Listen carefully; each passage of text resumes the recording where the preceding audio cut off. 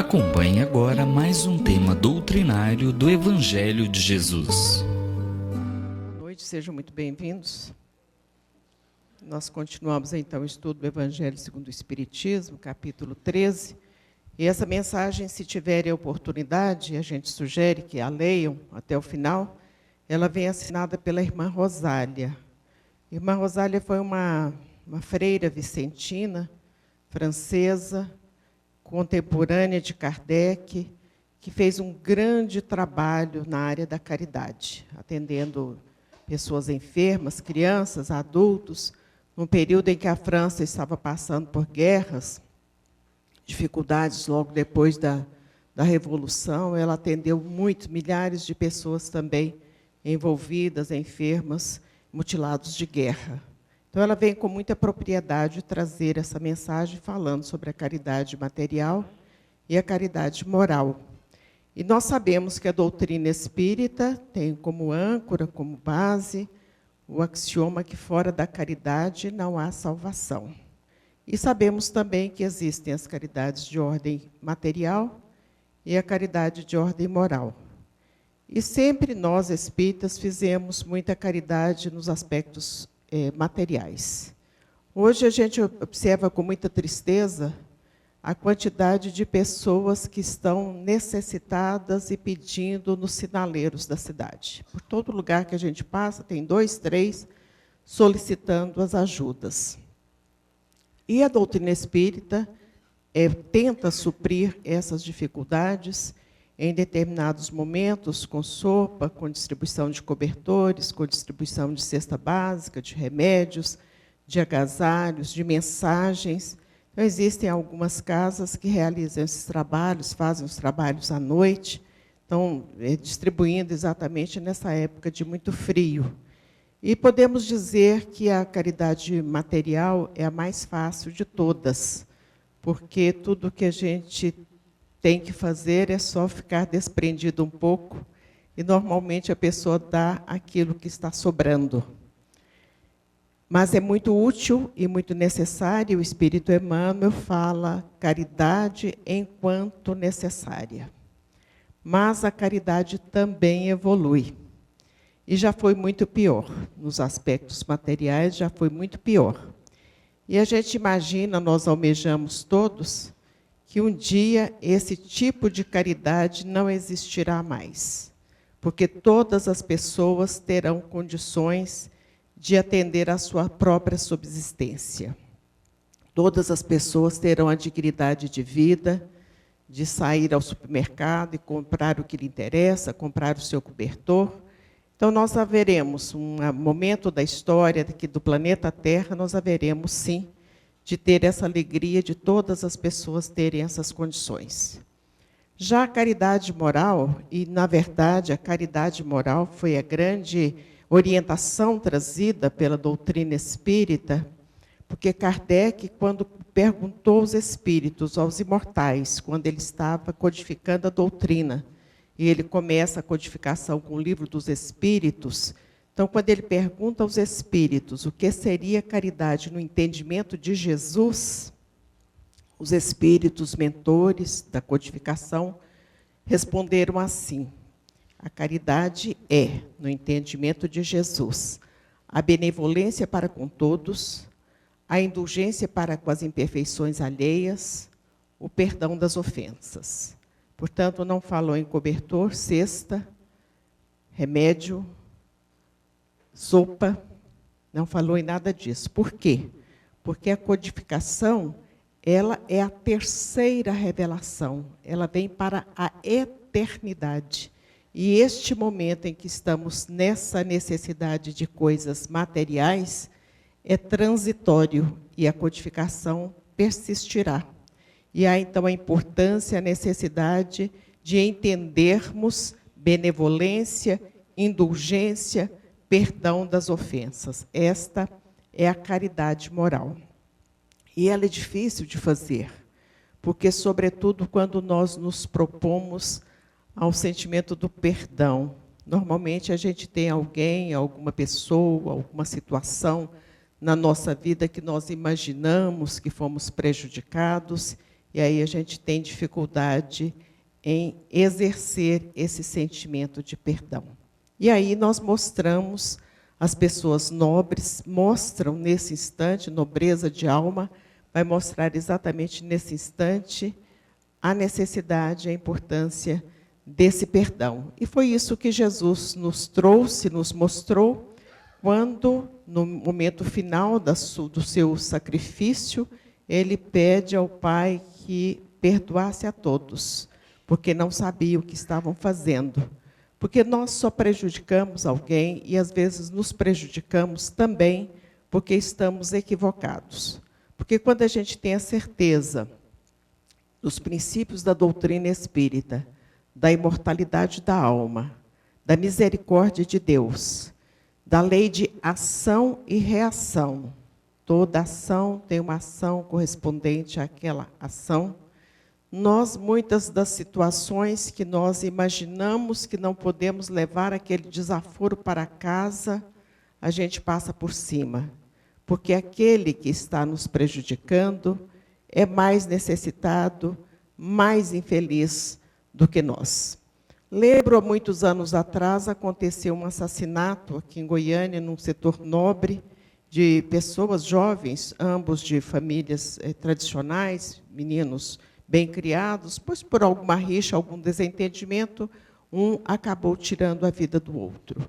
E aí vem imprensa e polícia, as coisas próprias de um assassinato, de um homicídio, e uma das tias, a tia da vítima, foi entrevistada num canal de televisão, e ela disse assim: eu não sei se tenho mais pena do meu sobrinho, que está morto, ou daquele que tirou a vida dele. Eu não sei se eu tenho mais pena da minha irmã, ou se eu tenho mais pena da mãe deste rapaz que se tornou réu neste instante. Então, aí a gente já observa a grandeza daquela alma preocupada com aquela outra pessoa, porque sabe que a lei da ação e da reação vai atingi-los em algum momento. Terão que retornar juntos para dar seguimento a esse processo de evolução espiritual, porque a lei é para todos, a lei divina, sobretudo, é para todos. E, nesse sentido de lei divina para todos, Jesus, então, nos dá o grande exemplo de pedir a Deus que perdoasse a todos, porque não sabíamos o que estávamos fazendo. Quando o apóstolo Pedro, logo depois do retorno de Jesus ao plano espiritual, e Jerusalém estava conflagrada, dificuldades muitas com relação àqueles que estavam seguindo o cristianismo, que seria o cristianismo, porque naquele momento eles eram considerados irmãos do Calvário, tinha outras denominações, os irmãos do caminho, o cristianismo, a palavra cristianismo vai surgir posteriormente com o evangelista Lucas. Então, naquele momento em que estavam aquelas dificuldades todas, e o apóstolo Pedro, juntamente com o apóstolo João, eles se encaminham para o templo de Jerusalém. O templo de Jerusalém era a identidade, a identificação do povo judeu. Todas as coisas aconteciam no templo. Esse já era o segundo templo, construído pelo rei Herodes. Esse templo foi destruído no ano 70, quando, a invasão dos romanos, eles destruíram um templo cujas paredes, cujo muro de arrimo é da largura desse salão aqui. Destruíram tudo, acabaram com o templo. E fizeram mais. Pegaram aquelas relíquias do templo, e os que sobraram, as pessoas, e desfilaram ali pela Via Ápia em Roma, mostrando o troféu de guerra que eles haviam conseguido. Relíquias como a menorá, que é o castiçal de 7 pontas dos judeus, e aquelas pessoas acorrentadas caminhando por ali. Então, mas nessa época, o templo ainda existia. Foi logo depois do retorno de Jesus ao plano espiritual. E ele se aproxima, então, do templo, e ali estava um esmoler. E este senhor, haviam vários ali, esse senhor, ele era um coxo de nascença, E quando o apóstolo Pedro se aproxima, ele estende as mãos pedindo uma esmola. E o apóstolo Pedro diz a ele assim: eu não tenho ouro nem prata, mas o que eu tenho eu te dou. Essa mesma frase foi usada pelo Papa Francisco, quando esteve no Brasil, foi o primeiro país que ele visitou, logo que ele se tornou Papa.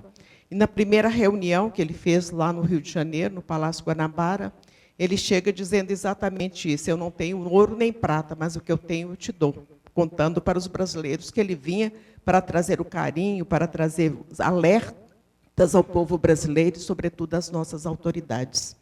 E foi essa frase, então, que o Papa Francisco disse, foi a frase que o apóstolo Pedro fez a referência a esse mendigo que lá estava: eu não tenho ouro nem prata, mas o que eu tenho eu te dou. Levanta e anda. E ele realmente levantou e andou, saiu pulando, saltitando, e dali para frente conta Atos dos Apóstolos, que é um dos livros da Bíblia, do Novo Testamento, que por onde passava o apóstolo Pedro e o apóstolo João, as pessoas, os enfermos, iam ficando para que a sombra deles alcançasse aquelas pessoas, e através dessa sombra eles iam se curando. Não teve nenhum tostão nessa história, não teve nada de ordem material, porque ele não tinha absolutamente nada de ordem material, mas ele tinha o sentimento de amor, ele tinha ligação com a espiritualidade amiga, o fluido dele, a energia de amor, curava as pessoas. E tanto curava que ele institui a Casa do Caminho, lá em Jerusalém. Imaginemos um judeu que se torna cristão, com as dificuldades das perseguições próprias. Como é que ele fazia para angariar recursos para manter esta Casa do Caminho? Muitos judeus levavam os recursos materiais. E uma vez o apóstolo Paulo pergunta a ele, logo depois que ele havia sido despertado às portas de Damasco, ele pergunta a ele: como é que foi, depois que eu saí daqui, como é que foi a convivência suas, quer dizer, de todos aqueles cristãos do primeiro momento? Repetimos que ainda não tinha o nome de cristãos. Como é que era a convivência de vocês com os judeus? E ele começa a relatar perseguições, mortes, martírios, prisões, sofrimentos de toda a ordem. E a Casa do Caminho sempre cheia de gente, porque eram os enfermos, os obsediados. Lá era um centro espírita, podemos dizer, porque atendia a todos nos trabalhos de ordem material, sopa, cama, cobertor, chás, ungüentos e, sobretudo, muito amor. Trabalhos mediúnicos que existiram, esses trabalhos mediúnicos, a manifestação dos espíritos. Em Atos dos Apóstolos, nós vamos ver quantas e quantas vezes os espíritos se manifestaram. Voz direta. Somente depois do século III é que as manifestações na igreja cristã deixou de existir por questões outras de políticas e de conveniências. Mas, até essa época, era muita manifestação que existia, orientações, tratamentos. E aí, então, o apóstolo Paulo pergunta: mas como é que você conviveu com esses judeus, maltratando vocês dessa maneira? E ele responde: porque somente assim eu poderia apresentar a eles Jesus. Somente convivendo, às vezes até sofrendo, mas somente assim ele poderia apresentar aos judeus Jesus. Nós já estamos frequentando a Universidade do Espírito, já estamos tendo conhecimento da doutrina espírita. Frequentar a universidade não quer dizer que vamos sair doutores, nem mestres, nem PhD, nem bacharéis, porque em qualquer universidade da vida, em qualquer escola, em qualquer atividade, se quisermos ter êxito, há necessidade do esforço, e muito esforço. Uma profissão, para ser bem desempenhada, para que o profissional tenha sucesso naquilo que ele faz, Se for aquele que faz o pão de queijo, se ele fizer de qualquer maneira, tem certeza que ele vai ficar duro, emborrachado, não vai prestar, não vai ter cliente. Então, qualquer atividade que se vá fazer, há necessidade que se faça bem feita, com amor.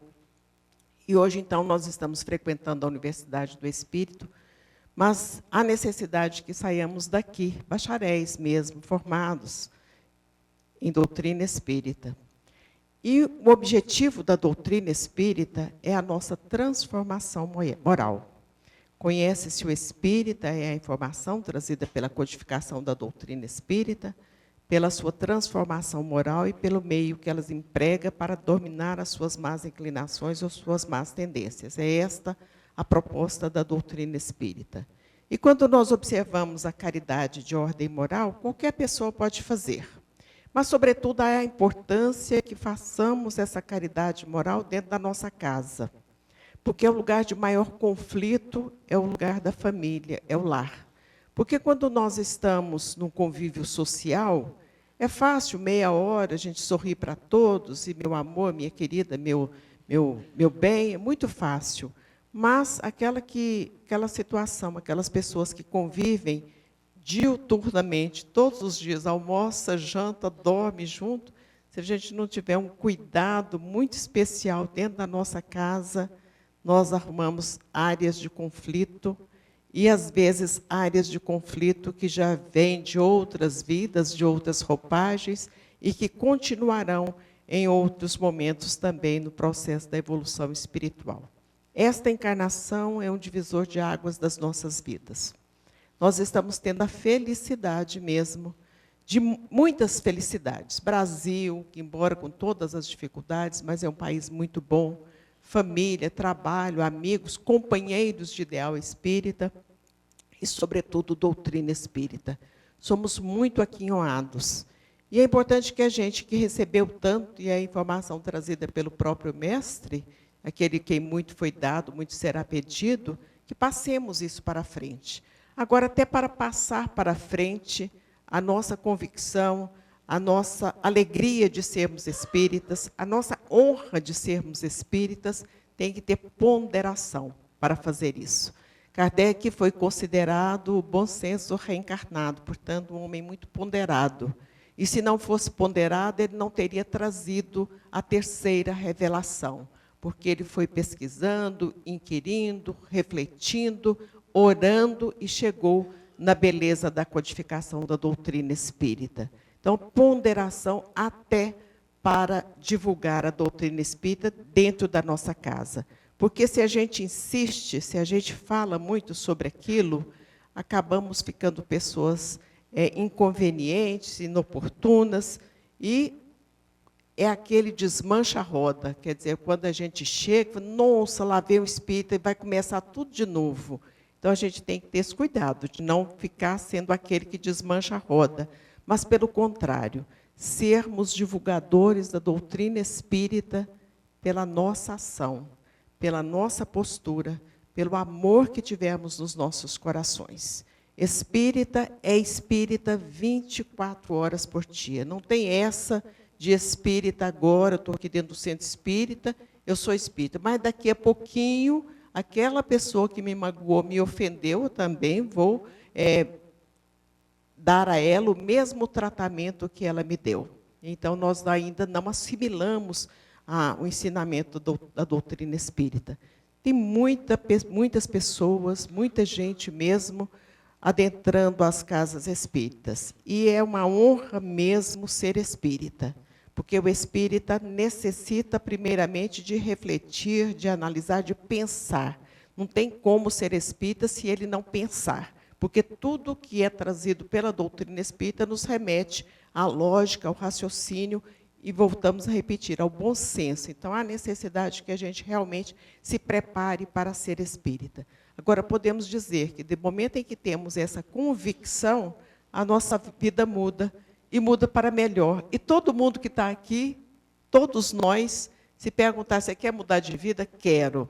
Quer ser feliz? Quero. Quer ter paz? Quero. Todos nós queremos. Quer ter harmonia no lar? Quero. Então, está aí a receita. A receita é o Evangelho segundo o Espiritismo, que é o mesmo Evangelho de Jesus, interpretado, trazido à luz da doutrina espírita. Porque se Jesus disse que ele era o caminho, a verdade e a vida, é só seguir os ensinamentos dele que a gente será feliz. E uma quantidade de pessoas hoje já palmilhando os caminhos da doutrina espírita, a paz do mundo começa em cada um de nós. Nós já estamos fomentando a paz do mundo.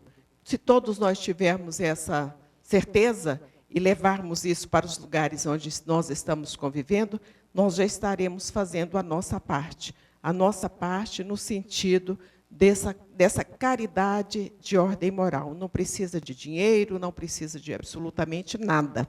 É somente a gente querer que a gente realiza isso. Porque, muitas vezes, a caridade de ordem material ela é boa para quem faz.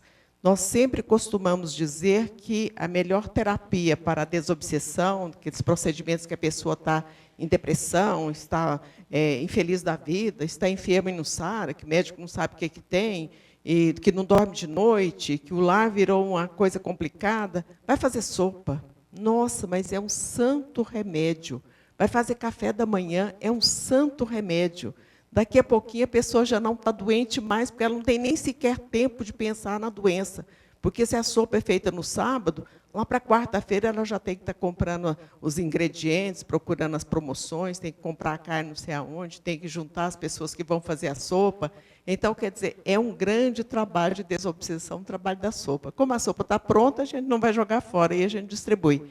Da mesma maneira, toda atividade na casa espírita funciona dessa maneira. Aquele que chega à casa espírita, muitas vezes enfermo, desalentado, infeliz, e começa a colocar água na mesa, acender a luz, esticar a toalha, daí a pouquinho já está só alegria e bênçãos no seu coração. Então, a receita está aí, cada um de nós podemos utilizá-la e passar para frente, da maneira que acharmos mais conveniente. Mas sempre lembrando que Jesus é o caminho, a verdade e a vida. Muita paz, que Jesus nos abençoe a todos.